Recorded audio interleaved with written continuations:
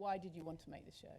Well, it kind of started, I realized recently that I conceived of this while I was doing press for my first movie. And during that period of time, every time that I did anything, it was like, bisexual Iranian-American filmmaker, bisexual director, bisexual Lena Dunham, Desiree Akhavan. And it was like, every single time I did any piece of press, my introduction was always like, and she fucks women and men too. But it was bisexual, and I remember feeling every time it was such a like a deeply embarrassing, shameful thing. It was like, bedwetter Desiree Akhavan. Like it felt like such a, oh God, like, oh, my mother's watching this. Every single time it was deeply embarrassing, and I wondered, well, it's technically true. I am bisexual. Why is it such an embarrassing thing? And I think if they had said lesbian Desiree Akhavan, I wouldn't have been I would have been like, fuck yeah. But bisexual, I was like, ooh. So that was just the thesis statement of like, why does this make me so uncomfortable? Yes, when it's technically true, but it's a theme that you wanted to explore. Why did you feel so uncomfortable about it then? Gotta watch the show to find out. I don't know. I think it's complicated. I think it's a lot of reasons. I think one is that there isn't a face of bisexuality, and that it is something that feels disingenuous. And also, it's not something you can really identify and point your finger to. If I'm with a woman, I'm a lesbian. I'm walking down the street, I'm holding a woman's hand, we're in the same-sex relationship. If I'm with a man, I'm holding a man's hand, we're straight. You can't openly live that lifestyle, and not that many people do. And I think that's the thing, is when you don't see something very often, that it becomes a hard thing to relate to. Or the discussion as well, when you're in the club at the very beginning, the only kind of bisexuality that people are used to is kind of straight girls experimenting in clubs. Yeah, for sure. Yeah. Because you can see that. I mean, that's the thing. I think there are a lot of openly bisexual people, and you just can't, you identify them according to whose hand they're holding at that moment. Yeah. But also that, like, there's Anne Heche, and that's it. Like, and she's not the best one. She's not us, is she? You can't break Ellen's heart and expect to come back and that's not very nice. Live a life. No, you was Harry Carey after that. So that was it, I think. I just wanted to add a browner face to the mix of shameful women.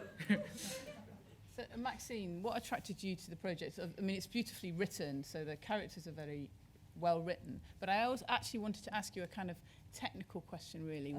So you're working with Desiree, you're working opposite her, she's written it and she's directing it. Really annoying, isn't it? Well, no, so she's a fucking mess. So, like, Maxine's pulled together, and your director is, like, half crying, half there, half all over the place. Like, I'll answer that question for you. It requires a woman with a real strong sense of, like, herself on set. I really learned so much watching you. Sorry to bogart your answer. No. But, like, I think I get credited with a lot. But so a lot of our crew is in the audience today, and, like, round of applause for the crew. Mm-hmm. I don't say that lightly. It's an incredible crew. And one thing that happens when you wear so many hats is you get credited with a lot. But the truth is that you can't possibly, the way I write, direct, and star is that I half-ass all those jobs. And a lot falls on. So this is my co-writer. This is the woman I developed it with. These are my co-stars. They have to pull so much more weight than they'd have to on any other set, because their director is also juggling 10 other jobs. And the crew that's in the audience also had to juggle probably a lot more than they're used to on other sets. So that's how it gets done, is that people rise to the occasion and carry more plates. Okay. Maxine, do you want to answer the question? So what you mean, so why did I want to do it? Yeah, I mean, there's two things. So why did you want to do it, and then why, and how was it? Because I read it, and I got a letter from Desiree, a little email saying, I don't know who you are, but lots of people say It's so embarrassing. Lots of people say you're quite good. Lots of people say you're quite good and you should play Sadie. No, I didn't want to lie. Is she northern? She's very straight to the point and direct. She must be. And so we Skyped, and I'd seen Appropriate Baby, and I just thought Desiree was possibly one of the coolest people on the planet, and the script was amazing, and it just felt like something really exciting and something that I felt hadn't been seen on British television before. Yeah. I just loved her ethos and, you know, her artistry, and I thought, right, I want to be part of this, please. Yeah. And you were allowed? I was allowed to be, yeah, for once, which was nice. There is a kind of hot topic around at the moment, which is to do with straight people playing gay parts. Should we talk about that a little bit? I mean, I'll take it. Yeah. I'll take it as the Somehow gayest I person knew up. you I mean, I don't want to would. bogart Naomi's identity, but I'll take it. I think it's very important that there's a queer hand at the wheel. I don't think, and I think it depends. Most of our HODs were women. More than half of those women were lesbian identifying.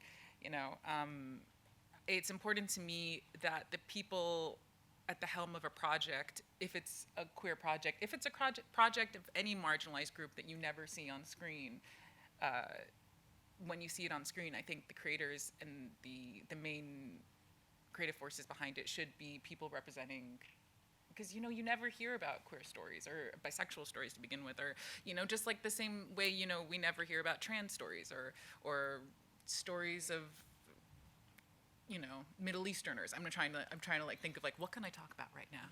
Just like, don't say black because you're gonna get in trouble. But you never see black stories either told by black auteurs, or, you know, right now it's really cool. We have Black Klansmen in the movie theaters. But these are these stories that you hardly ever see, and they're kind of ghettoized into the corner of like, well, that's for those people. And I think it's important that it's for everyone, but that it's created by those people. And I don't think you can boil that down to the acting.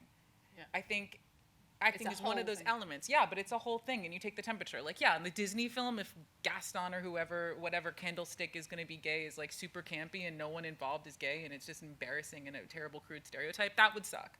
But, you know, if they cast a straight actor and they have a lot of queer people on the team and they bring dignity to the role, I think it's cool. I think you can't prescriptively say yay or nay to straight actors playing gay roles. But also, I think the question really is about trans actors playing trans roles. And right now, to be trans, at least in America, is dangerous. You're not even allowed to use the fucking toilets. So yeah, I think that we should be sensitive about how we cast those parts. Yeah.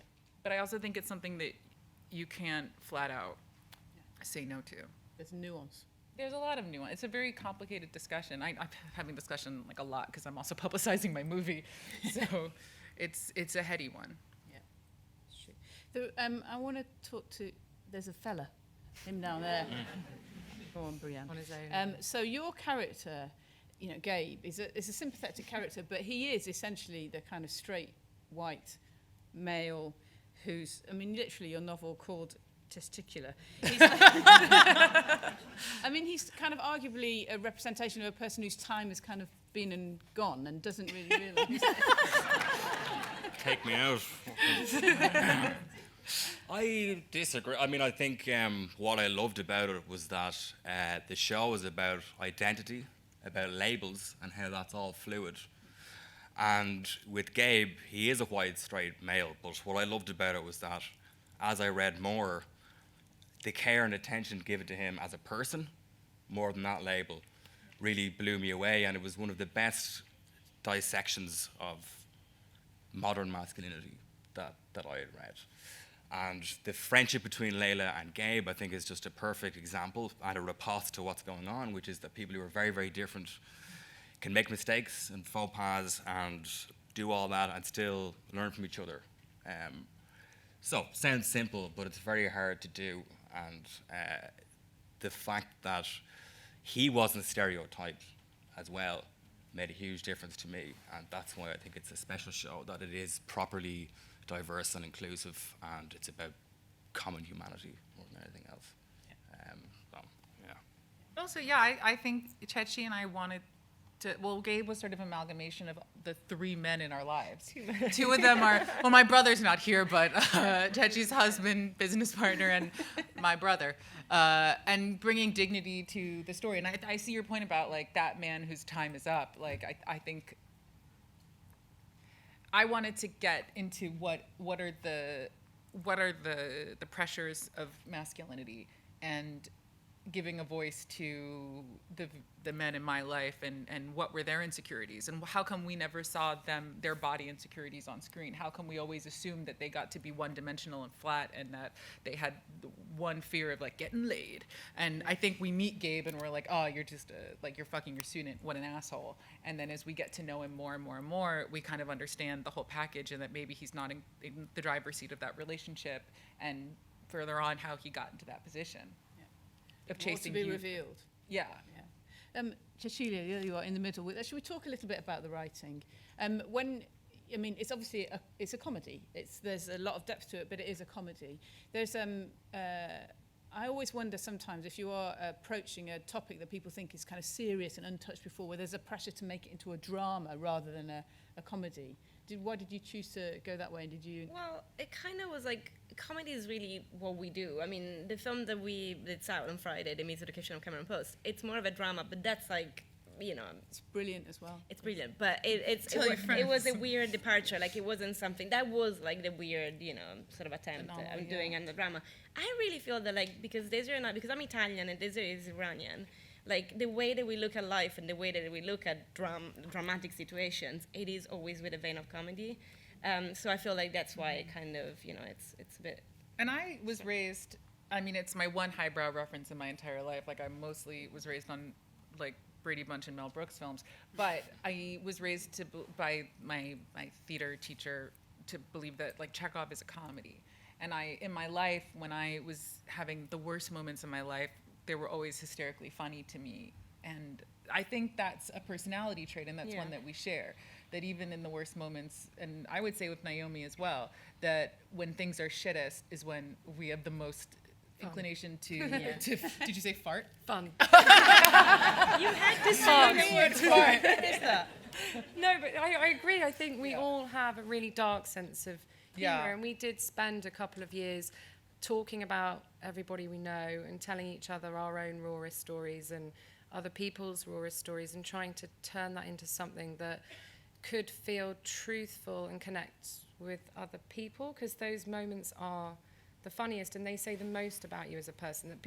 The ways in which people, I think, are prejudiced against themselves and other people are the funniest and most dramatic things in a way. And at the moment especially, I think those things are thrown into real relief. Like, I think those things are discussed a lot for a reason, because I think we're going through a period where everybody's looking at that stuff, and that's really important. But we talked a lot about it, mostly in a goofy way, didn't we? Yeah. A lot of that stuff, but I think those kind of, those stories of sexual intimacy can actually be quite political and socially interesting. But I'd so much rather see the political dealt with a grain of salt Exactly. and a wink and a nod than feeling like playing its tiny violin. I will take something so much more seriously if it's given to me through the lens of comedy. Yeah. Shall we talk the shagging? Let's talk the sex. shagging. Okay. There's a kind of beauty in the clumsiness of the sex. But that's it's almost like a very sexy thing to see a clumsiness in sex. We don't often see that, do we? Yeah, I love when Leila's waiting for John Chris to find the condom, and like, you just see like my back knee and just like this like awkward like slumpy, and then once he finds it, like oh good, okay, well, then I guess that's what's happening. Like, just that anticipation and the weirdness, and I mean, she's a virgin in that regard, not sexually, but just in that experience, and I think also watching her flirt with men and try to find her body, it is the exact same thing. There is no difference, but that was, in her head, it was just such a different thing. Yeah. So finding that teen awkwardness was really fun for us, I think. But that's a very key scene, isn't it? The fact that you in inverted commas, she finally, in a very conventional sense, loses her virginity. This is a kind of scene that we've seen so many times in films. It's always seen through a kind of very male filter. Yeah. But for Leila to then claim it as her own and say, oh, it wasn't so different anyway. Yeah. And also in terms of like its clumsiness, I think it's like the reason why like amateur porn is kind of hotter than you guys everyone should admit this on your searches. Like, you're gonna watch the regular porn and you're like, I kind of don't buy it, but then you look up the same like embarrassing babysitter scenario, but amateur porn wise, and you'll be like, that's kind of hotter because it feels real. Yeah. And when something has that weird flaw of not being precise, and all the sex scenes I see, especially on television, are always so precise, and everyone's so tucked in, and everything. And like, people are able to kind of open the front door whilst having sex with someone.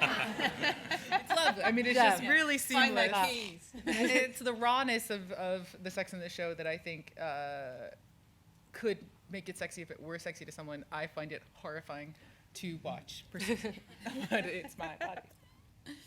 There's also scenes. There's a particular scene which I really love, which is in the NAFA club, where Gabe and Leila are kind of, singing to each other across the. And that bit, well, the reason why I really love that scene is because it's very real and it's touching. But normally you see those scenes in rom-coms, and that's the moment where they fall in love, and then that's it, and that's awful. And I really enjoyed that scene because it's taken in a different way. I sometimes wonder with some of your stuff that it's particularly because you're coming from a female gaze that these things don't happen in a way that you almost expect them to happen as a viewer. Well, also I think it comes from the gaze of a woman who didn't get laid in high school. Like I think that rom-com-y, and then they sing to each other and they're in love. No, that guy would never want me. Like, I mean, not me, I'm saying, I'm not trying to be self-deprecating. I mean, it was funny, this time I was watching it, it was the first time that I saw it, and I was like, oh, in any other show, this would be when they fall in love. Yeah, and I've never thought that during the edit. And it was really satisfying being like, and they won't. And I'm really excited for people to see him hit on another girl and her not be jealous. I do think men and women can be friends. I do think it's absurd that every movie tells us otherwise. Yeah.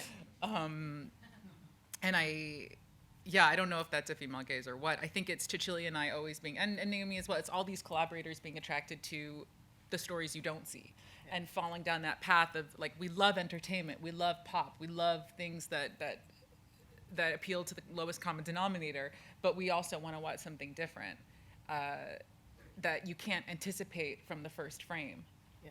Well, realism doesn't need to be kitchen sink drama, because there's a self-awareness, which is where in the movie, this is where we fall in love. So there's an awareness of the characters in the story, of the pressures that come to bear from society and in different forms. So it's that, realism, I suppose, real way of putting it. Maxine, should we talk a little bit about Sadie, because it looks like something else is going to happen.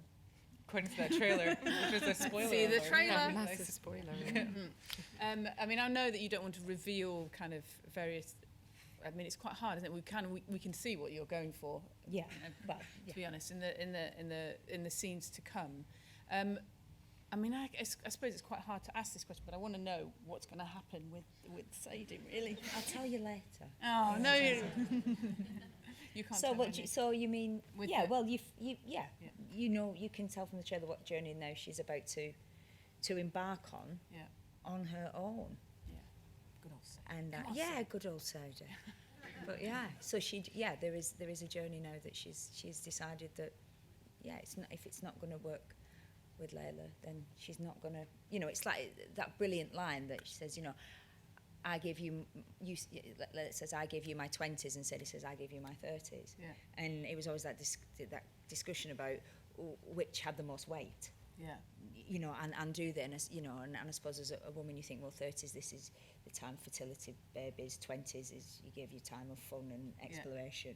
Yeah. So it's interesting, and I love the fact that there is that age difference between them, and I think that's another one of some of the genius elements that Desiree threw in. This isn't, that Sadie is 10 years plus older than, I mean, what did you say? You don't believe that? We thought you were younger. Yeah. Yeah. Thanks. But that's an interesting and again dynamic, because there is lots of dramas about women of a certain age and everyone wants a baby. Yeah. But again, when I read the script, I went, this is the done right differently. way to tell it. This is from the right angle and handled carefully and beautifully. Yeah.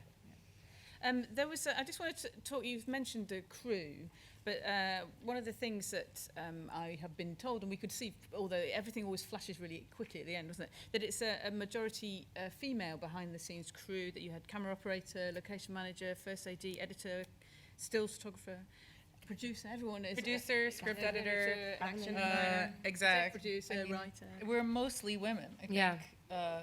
There was. You were a minority if you were a dude on our set. Yeah, we made them feel really uncomfortable. Not really. Yeah. He looks like it he was a survived. Very diverse crew, and we were really proud of that. It was really important to us. that it felt like a properly kind of engaging environment in that way, basically. You know, you can, if you want to tell diverse stories, you have to be diverse in the way you make those stories. It's not just about writing them in that way. But also it wasn't diverse. It was mostly lesbians. I mean diverse in one way only. Really and that it was homogeneously all female. Yeah, yeah. Okay. But yes, Yeah. in the landscape of the Yes. world, it was diverse. Yeah, Yeah. And you've spoken to, I mean, because I've interviewed before about Cameron Post. One of the things that you spoke about when we talked was that what you wanted to do as a director is to, I mean, you use the word curate, which is kind of like get people to do their best work and then you help bring it in. I mean, I would say that for Cameron Post, I don't know if I can say that I curated quite the same way on this because I was So involved. I was so knee deep in shit because it was so much on me, you know. But you never appeared I appreciate at that. any time. In my head, when I think back Toe to the deep in shoot. shit. You were so deep in You were I wearing lots appreciate of that. hats. Lots of It was a lot of hats. Well, I mean, it's very different starring in something you're directing versus just directing it. And when I was directing without acting in it, I got to sit back and I got to let people do their jobs. And this time it was like, please do your job. I can't see straight. I still have lines to learn. So I don't know. But I do agree curate is the right word. I think you find the team of people, and I communicate better with women personally. It's not just like I'd like to level the playing field. Like no, I mean and also it's such an intimately female story. It feels good to be, and crews are so predominantly male, so it felt good to be on a set that was so female centric. But you find those people who speak your language and who can take off where you leave them, you know, where you don't have to backseat drive them, where you can let them go. And I would say that of everyone who's here, and you know, my production designer, I'm seeing her right now in the audience, you know, we knew each other's taste really well. We did appropriate behavior together, and then I let her run free. And when we walked into the mine offices, I was just like, whoa, this is a fully created world that I had no hand in, that just appeared before me. And the same with, it was Gabe's bedroom this time that really struck me, that it was like, I've lived here before. Or no, I've had awful sex here before. That like these people put their fingerprint on something, and you curate them, and they create it. This is a really basic question. I'm going to ask that one. I'm going to ask one more question, and then I'm going to throw it out to the audience. But why did you not make this in America? Oh, because no one wanted to. Quite honestly. But I mean, for many reasons. First off, I pitched this, I'm going to not be at all diplomatic. I pitched this script in 2014 to 2015, maybe like January though. I had written 2014. Yeah. I pitched it to all the networks in LA and was rejected everywhere. And then I ended up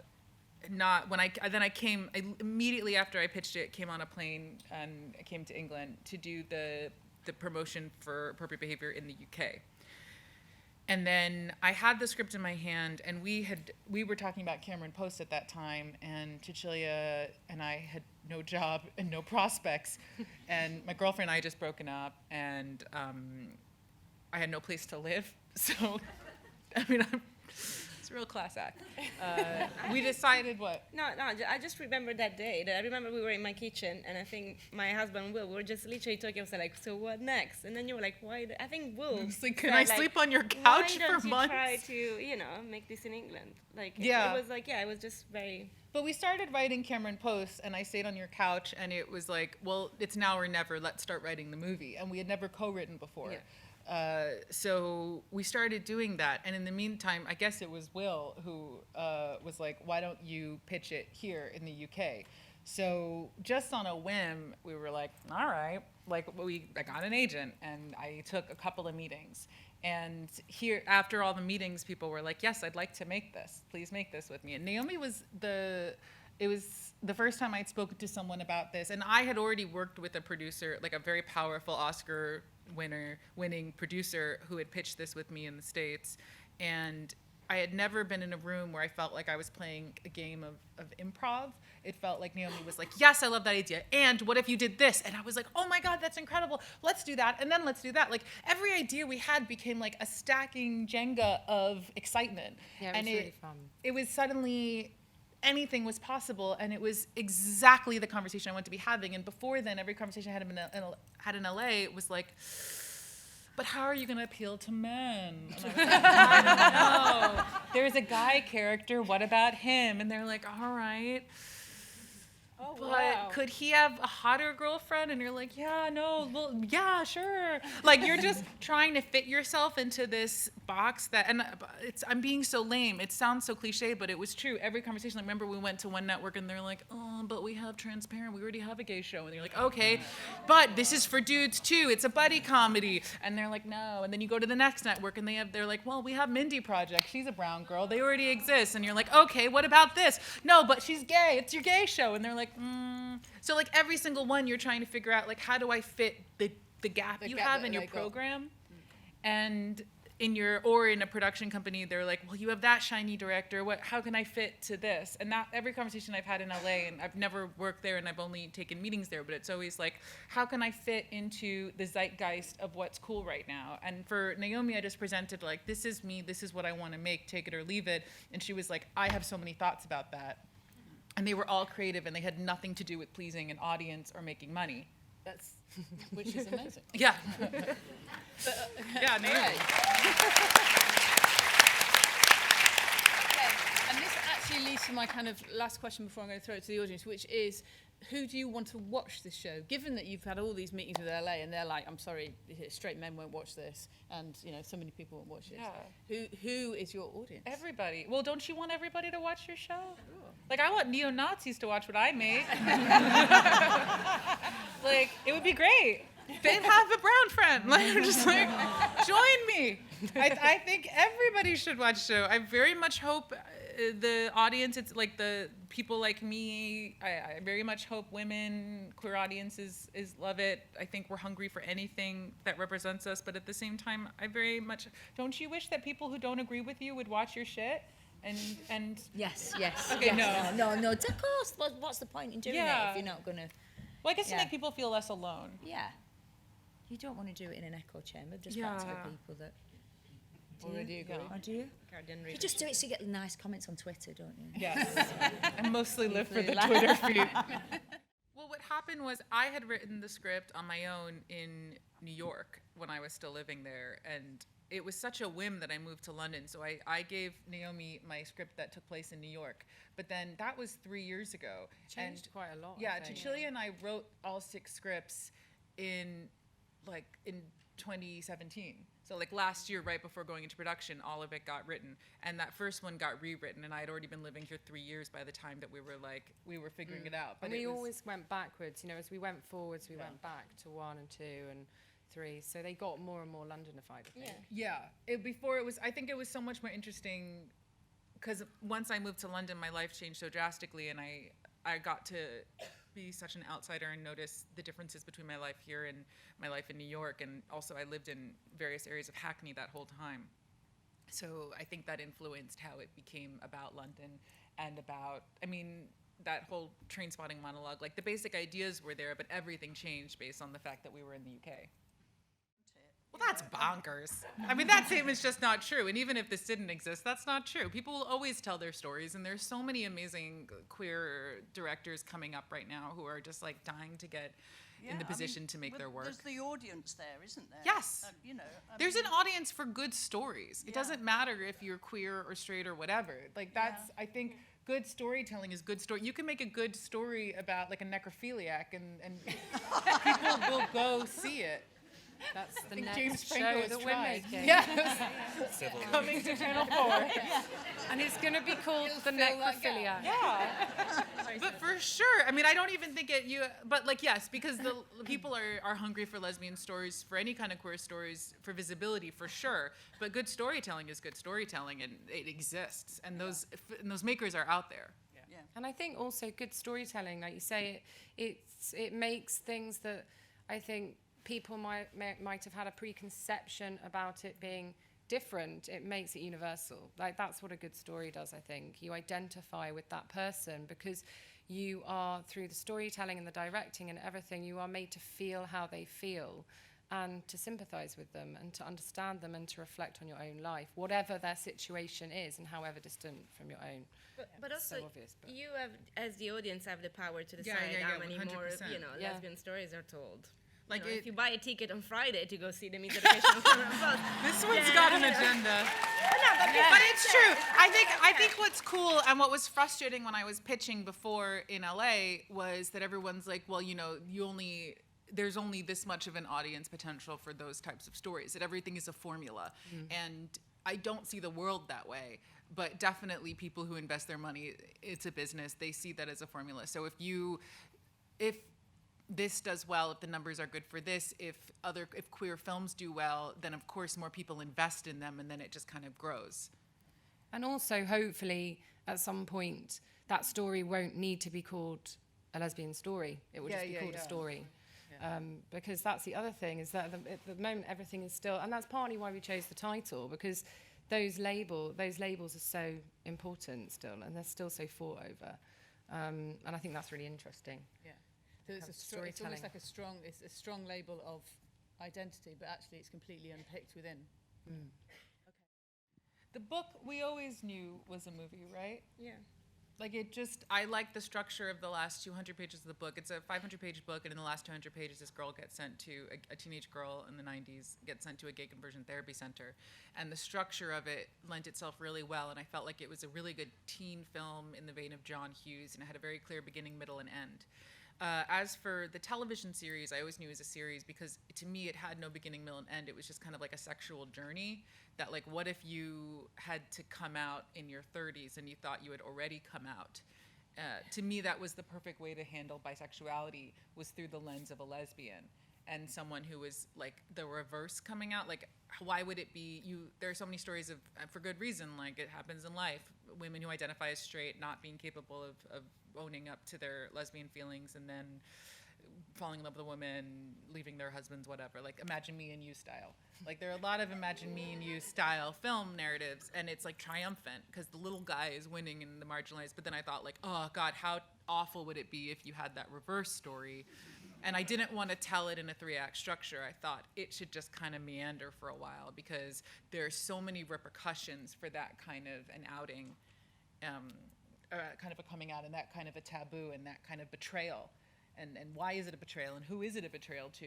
And I wanted to get into all the nitty-gritty, but also I wanted it to be Gabe's story, and I wanted it to be Sadie's story. Like, it's interesting, the Sadie pregnancy subplot didn't come up until like the last month of writing, and it was Naomi's idea entirely. And it because we had been looking through all 6 scripts from the perspective of each character, and you do that with the film, but you have half the time to do it in, and also have to close it right up at the end.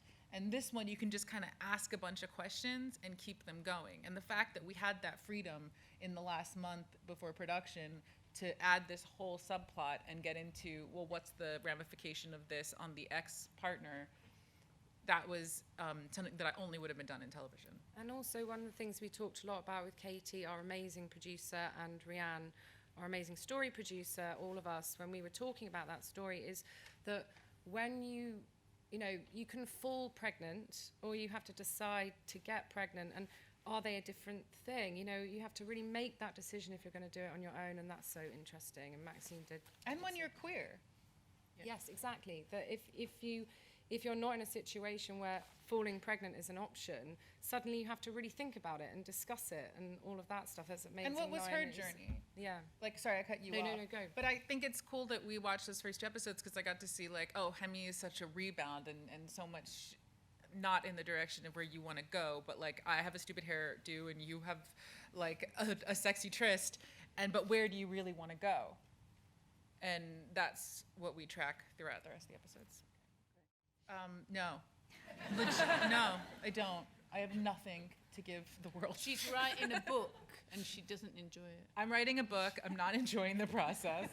I have no idea. I'd like to make something really mainstream that touched a wider audience. whatever that means. You just said that you wanted this to be for everyone, so it's kind I of. would like this to be for everyone. I'm thinking movies. I have no idea what I want to do next. I have no idea. What do you want to do next? Well, I mean, This one wants to go to Iran. I do Like wanna to go shoot in Iran. No, but I think like you. I don't think you have an agenda in terms of like you don't want to just tell a queer story per se. You're telling a story that like inspire you, and the next one might be another one, or it might be something different. But I'm curious to know how other people on this panel find the thing that they can't stop chasing, the thing that they love, and they are like, all right, I'm married to telling this story, and I've been married to telling this story for 4 years now, that I'm kind of unsure how to marry myself to something new. Yeah. But actors have to do that all the time, don't you? Yeah. Swap. Yeah, you do. Yeah, and get into, and then you have to pack it away, and sometimes that's hard. Because you sort of, can I not live as this character for another 2 weeks? But I'm not Daniel Day-Lewis. My partner would not. Put it I do it after shooting, not before. I do it the wrong way around. But yeah, you do. You have to, and you get attached, and you feel that you play a character sometimes, and then you go, oh, and now they're doing a big, I'm not naming any names, doing a big drama about it, and you have to go, but that's my character. And somebody else is going to play that part that you feel you've given your heart and soul to. That can be a bit. When this gets turned sometimes. into a Broadway musical, I'm definitely giving you the role. You don't have to audition more than once. I'm not even done sound mixing right now. It's like telling me like how many more do you want, like triplets next time? Like my stitches haven't healed yet. I'd like to have some more time. The episiotomy stitches are still gone. Yeah, I would love to, and the commissioners from Channel 4 are here, so please listen to the woman's words. But I think what's exciting is where it ends off, everything's just open. You're just, a lot of questions are asked and nothing's answered. So I think it could potentially go many different directions. And what's nice is it's an ensemble, so there are so many different people there that you're so curious about what their future is. So yes, series 2. Yes, Yeah. done.